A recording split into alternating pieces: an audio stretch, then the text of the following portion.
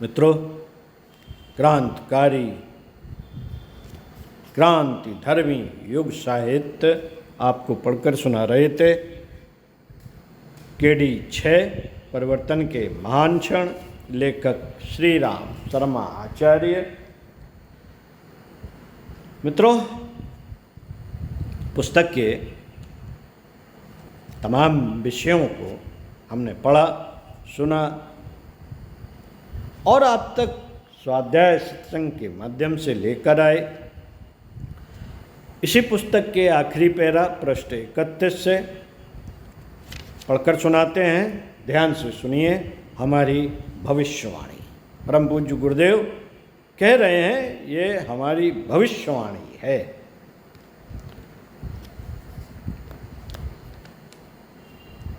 अब बात भविष्य की आती है, जिसमें प्रचलित दुष्प्रवृत्तियों का उन्मूलन, अभावों का निराकरण, सदाशयता का अभिवर्धन प्रमुख है।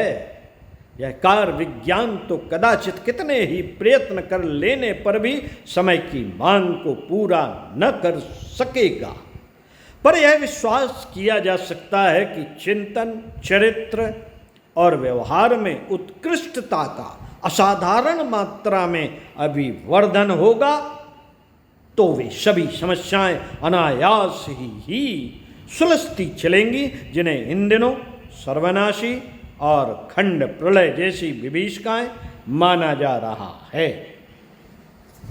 चेतना में ऐसी शक्ति उभरने पर मनुष्य की भावना और क्रिया प्रक्रिया में ऐसा आश्चर्यजनक परिवर्तन होगा कि दुरुपयोग में लगी हुई क्षमताएं सदुपयोग की ओर मुड़ चलेंगी और ऐसे सत्परिणाम उत्पन्न करेंगी जिन्हें सतयुग की वापसी का नाम दिया जा सके। विज्ञान आगे भी अनर्थ पैदा करता रह सकेगा, ऐसी आशंकाएं किसी को भी नहीं करनी चाहिए, क्योंकि खनिज तेल, विद्युत उत्पादन जैसे स्रोत ही सूख जाएंगे। तब विज्ञान जीवित कैसे रह सकेगा? प्रश्न चिंतन मनन का। लोगों को लौट कर फिर प्राकृतिक जीवन अपनाना पड़ेगा, जिसमें विकृतियों के अभिवर्धन की कोई गुंजाइश ही नहीं।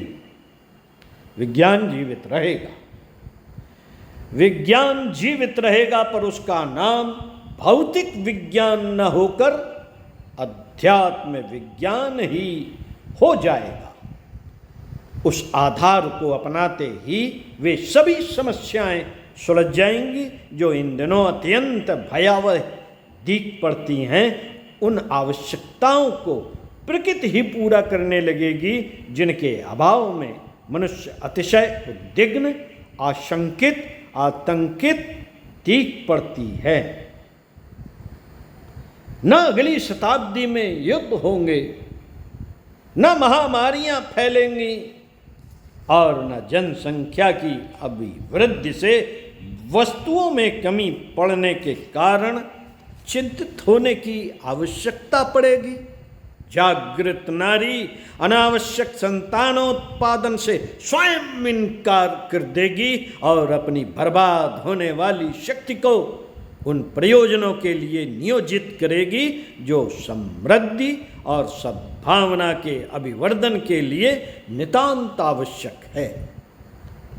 नारी प्रधान 21वीं शताब्दी का वातावरण ऐसा होगा जिसे सरस्वती, लक्ष्मी और दुर्गा की संयुक्त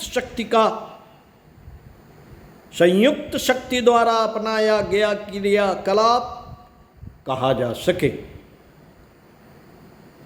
शिक्षा मात्र उदरपूर्ण न रहेगी, वरन उसका अभिनव स्वरूप व्यक्तियों को प्रामाणिक, प्रखर एवं प्रतिभा संपन्न बनाने की अपनी जिम्मेदारी पूरी करेगा।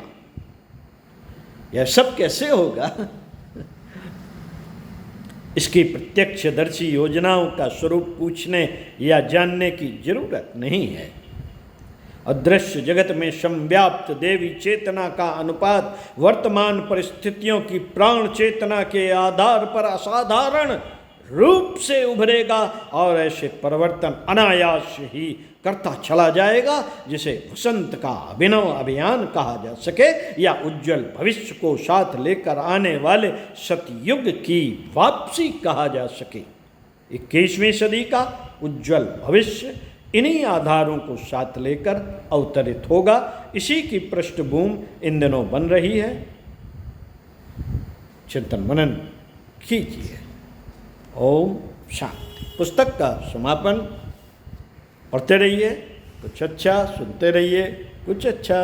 यदि पुस्तक के कुछ भी अंश, कोई पैराग्राफ आपको अच्छा लगा हो तो विचार क्रांति अभियान में अपनी भागीदारी निभाते हुए उसको जन जन तक पहुंचाने का प्रयास कीजिए।